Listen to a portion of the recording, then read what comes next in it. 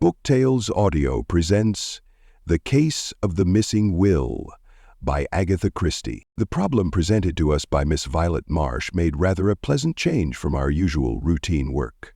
Poirot had received a brisk and businesslike note from the lady asking for an appointment, and he had replied asking her to call upon him at 11 o'clock the following day. She arrived punctually, a tall, handsome young woman, plainly but neatly dressed, with an assured and businesslike manner, clearly a young woman who meant to get on in the world. I am not a great admirer of the so-called new woman myself, and in spite of her good looks, I was not particularly prepossessed in her favor. "My business is of a somewhat unusual nature, Monsieur Poirot," she began after she had accepted a chair. "I had better begin at the beginning and tell you the whole story." "If you please, mademoiselle." "I am an orphan. My father was one of two brothers, sons of a small yeoman farmer in Devonshire. The farm was a poor one, and the elder brother, Andrew, emigrated to Australia, where he did very well indeed, and by means of successful speculation in land became a very rich man. The younger brother, Roger, my father, had no leanings towards the agricultural life. He managed to educate himself a little and obtained a post as a clerk with a small firm. He married, slightly above him. My mother was the daughter of a poor artist. My father died when I was 6 years old. When I was 14, my mother followed him to the grave. My only living relation then was my uncle Andrew, who had recently returned from Australia and bought a small place, Crabtree Manor, in his native county. He was exceedingly kind to his brother's orphan child, took me to live with him, and treated me in every way as though I was his own daughter. Crabtree Manor, in spite of its name, is really only an old farmhouse. Farming was in my uncle's blood, and he was intensely interested in various modern farming experiments. Although kindness itself to me, he had certain peculiar and deeply rooted ideas as to the upbringing of women. Himself a man of little or no education, though possessing remarkable shrewdness, he placed little value on what he called book knowledge. He was especially opposed to the education of women. In his opinion, girls should learn practical housework and dairy work, be useful about the home, and have as little to do with book learning as possible. He proposed to bring me up on these lines, to my bitter disappointment and annoyance. I rebelled frankly. I knew that I possessed a good brain and had absolutely no talent for domestic duties. My uncle and I had many bitter arguments on the subject, for though much attached to each other, we were both self-willed. I was lucky enough to win a scholarship, and up to a certain point was successful in getting my own way. The crisis arose when I resolved to go to Girton. I had a little money of my own, left me by my mother, and I was quite determined to make the best use of the gifts God had given me. I had one long, final argument with my uncle. He put the facts plainly before me. He had no other relations, and he had intended me to be his sole heiress. As I have told you, he was a very rich man.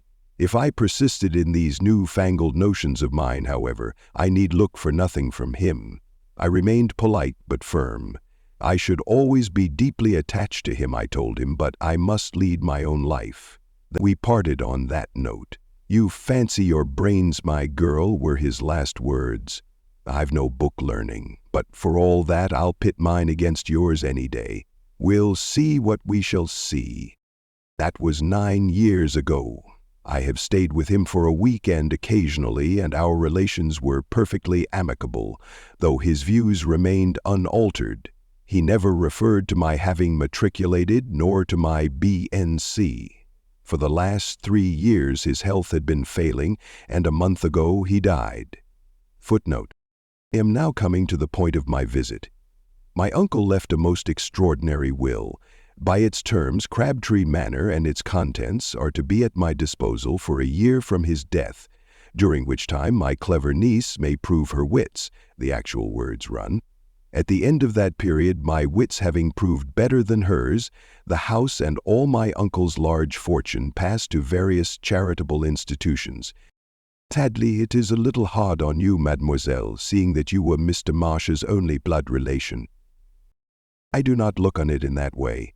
Uncle Andrew warned me fairly, and I chose my own path. Since I would not fall in with his wishes, he was at perfect liberty to leave his money to whom he pleased. Was the will drawn up by a lawyer? No. It was written on a printed will form and witnessed by the man and his wife who live in the house and due for my uncle. There might be a possibility of upsetting such a will. I would not even attempt to do such a thing. You regard it then as a sporting challenge on the part of your uncle. Is exactly how I look upon it. It bears that interpretation, certainly, said Poirot thoughtfully. Somewhere in this rambling old manor house your uncle has concealed either a sum of money in notes or possibly a second will, and has given you a year in which to exercise your ingenuity to find it. Exactly, Monsieur Poirot, and I am paying you the compliment of assuming that your ingenuity will be greater than mine. But that is very charming of you. My gray seals are at your disposal. You have made no search yourself? Only a cursory one, but I have too much respect for my uncle's undoubted abilities to fancy that the task will be an easy one. Have you the will or a copy of it with you? Miss Marsh handed a document across the table. Poirot ran through it, nodding to himself. Made 3 years ago, dated March 25th, and the time is given also, 11 a.m. That is very suggestive. It narrows the field of search. Assuredly, it is another will we have to seek for. A will made even half an hour later would upset this. Eh bien, mademoiselle, it is a problem charming and ingenious that you have presented to me here. I shall have all the pleasure in the world in solving it for you. Granted that your uncle was a man of ability, his gray cells cannot have been of the quality of Hercule Poirot's. Really, Poirot's vanity is blatant. Fortunately, I have nothing of moment on hand at the minute. Hastings and I will go down to Crabtree Manor tonight. The man and wife who attended on your uncle are still there, I presume? Yes, their name is Baker. The following morning saw us started on the hunt proper. We had arrived late the night before. Mr. and Mrs. Baker, having received a telegram from Miss Marsh, were expecting us. They were a pleasant couple, the man gnarled and pink-cheeked like a shriveled pippin, and his wife a woman of vast proportions and true Devonshire calm. Tired with our journey and the 8-mile drive from the station, we had retired at once to bed after a supper of roast chicken, apple pie, and Devonshire cream. We had now disposed of an excellent breakfast, and were sitting in a small panelled room, which had been the late Mr. Marsh's study and living room.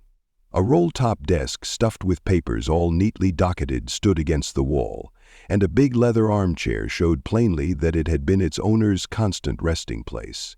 A big chintz-covered settee ran along the opposite wall, and the deep, low window seats were covered with the same faded chintz of an old-fashioned pattern. "Eh bien, Moragny," said Poirot, lighting one of his tiny cigarettes. "We must map out our plan of campaign. Already I have made a rough survey of the house, but I am of opinion that any clue will be found in this room. We shall have to go through the documents in the desk with meticulous care. Naturally, I do not expect to find the will amongst them, but it is likely that some apparently innocent paper may conceal the clue to its hiding place. But first we must have a little information. Ring the bell, I pray of you." I did so. While we were waiting for it to be answered, Poirot walked up and down, looking about him approvingly. "A man of method, this Mr. Marsh. See how neatly the packets of papers are docketed. Then the key to each drawer has its ivory label. So has the key of the china cabinet on the wall. And see with what precision the china within is arranged. It rejoices the heart. Nothing here offends the eye." He came to an abrupt pause as his eye was caught by the key of the desk itself, to which a dirty envelope was affixed. Poirot frowned at it and withdrew it from the lock. On it were scrawled the words, "Key of roll-top desk," in a crabbed handwriting, quite unlike the neat superscriptions on the other keys. "An alien note," said Poirot, frowning. "I could swear that here we have no longer the personality of Mr. Marsh. But who else has been in the house? Only Miss Marsh, and she, if I mistake not, is also a young lady of method and order?" Baker came in answer to the bell. Will you fetch Madam your wife and answer a few questions?" Baker departed, and in a few moments returned with Mrs. Baker, wiping her hands on her apron and beaming all over her face. In a few clear words, Poirot set forth the object of his mission. The Bakers were immediately sympathetic. "Miss don't want to see Miss Violet done out of what's hers," declared the woman. "Cruel hard 'twould be for hospitals to get it all." Poirot proceeded with his questions. Yes, Mr. and Mrs. Baker remembered perfectly witnessing the will. Baker had previously been sent into the neighboring town to get 2 printed will forms. He explained to the deprecating Mrs. Baker that he had left school and was now pursuing a career of law. "2?" said Poirot sharply. "Yes, sir, for safety like, I suppose, in case he should spoil one. And sure enough, so he did do. Us had signed 1 lock." "What time of day was that?" Baker scratched his head, but his wife was quicker. "Well, to be sure, I'd just put the milk on for the cocoa at 11, don't he remember? It had all boiled over on the stove when us got back to kitchen. And afterwards? 'Twould be about an hour later. Us had to go in again. 'I've made a mistake,' says old master. 'Had to tear the whole thing up. I'll trouble you to sign again,' and us did. And afterwards master give us a tidy sum of money each. 'I've left you nothing in my will,' says he, 'but each year I live you'll have this to be a nest egg when I'm gone,' and sure enough, so he did. This framework sets the stage for a new set of battles between the parties, who will lose the war before it is complete. Poirot reflected. Whether you had signed the second time, what did Mr. Marsh do? Do you know? Went out to the village to pay tradesmen's books. That did not seem very promising. Poirot tried another tack. He held out the key of the desk. Is that your master's writing? I may have imagined it, but I fancied that a moment or two elapsed before Baker replied, Yes, sir, it is. He's lying, I thought. But why? Has your master let the house? Have there been any strangers in it during the last 3 years? Yeah. No visitors? Only Miss Violet. No strangers of any kind been inside this room? No, sir. You forget the workman, Jim, his wife reminded him. Workmen? Poirot wheeled round on her. What workmen? The woman explained that about 2 years and a half ago workmen had been in the house to do certain repairs. She was quite vague as to what the repairs were. Her view seemed to be that the whole thing was a fad of her master's and quite unnecessary. Part of the time the workmen had been in the study, but what they had done there she could not say, as her master had not let either of them into the room whilst the work was in progress. Unfortunately, they could not remember the name of the firm employed beyond the fact that it was a Plymouth one. We progress, Hastings, said Poirot, rubbing his hands as the Bakers left the room. Clearly he made a second will and then had workmen from Plymouth in to make a suitable hiding place. Instead of wasting time taking up the floor and tapping the walls, we will go to Plymouth. With a little trouble, we were able to get the information we wanted. After 1 or 2 essays, we found the firm employed by Mr. Marsh. Their employees had all been with them many years, and it was easy to find the 2 men who had worked under Mr. Marsh's orders. They remembered the job perfectly. Amongst various other minor jobs, they had taken up one of the bricks of the old-fashioned fireplace, made a cavity beneath, and so cut the brick that it was impossible to see the join. By pressing on the second brick from the end, the whole thing was raised. It had been quite a complicated piece of work, and the old gentleman had been very fussy about it. Our informant was a man called Cogan, a big, gaunt man with a grizzled mustache. He seemed an intelligent fellow. We returned to Crabtree Manor in high spirits and, locking the study door, proceeded to put our newly acquired knowledge into effect. It was impossible to see any sign on the bricks, but when we pressed in the manner indicated, a deep cavity was at once disclosed. Eagerly, Poirot plunged in his hands. Suddenly his face fell from complacent elation to consternation. All he held was a charred fragment of stiff paper. But for it the cavity was empty. Macquart, cried Poirot angrily. Someone has been before us. We examined the scrap of paper anxiously. Clearly it was a fragment of what we sought. A portion of Baker's signature remained, but no indication of what the terms of the will had been. Poirot sat back on his heels. His expression would have been comical if we had not been so overcome. "I understand it not," he growled. "Who destroyed this? And what was their object?" "The Bakers," I suggested. "Pourquoi?" "Neither will makes any provision for them, and they are more likely to be kept on with Miss Marsh than if the place became the property of a hospital. How could it be to anyone's advantage to destroy the will? The hospital's benefit. Yes, but one cannot suspect institutions. Suppose institutions are turned into the hands of such misfortune as they are. Perhaps the old man changed his mind and destroyed it himself," I suggested. Poirot rose to his feet, dusting his knees with his usual care. "Maybe," he admitted. "One of your more sensible observations, Hastings. Well, we can do no more here. We have done all that mortal man can do. We have successfully pitted our wits against the late Andrew Marsh's, but unfortunately, his niece is no better off for our success." By driving to the station at once, we were just able to catch a train to London, though not the principal express. Poirot was sad and dissatisfied. For my part, I was tired and dozed in a corner. Suddenly, as we were just moving out of Taunton, Poirot uttered a piercing squeal. "Sweet Hastings, awake and jump, but jump, I say." Before I knew where I was, we were standing on the platform, bareheaded and minus our valises, whilst the train disappeared into the night. I was furious, but Poirot paid no attention. "Imbecile that I have been," he cried. "Triple imbecile. Not again will I vaunt my little grey cells. Fuck. That's a good job at any rate," I said grumpily. "But what is this all about?" As usual, when following out his own ideas, Poirot paid absolutely no attention to me. "The tradesmen's books, I have left them entirely out of account, yes, but where? Where? Never mind. I cannot be mistaken, we must return at once." Easier said than done. We managed to get a slow train to Exeter, and there Poirot hired a car.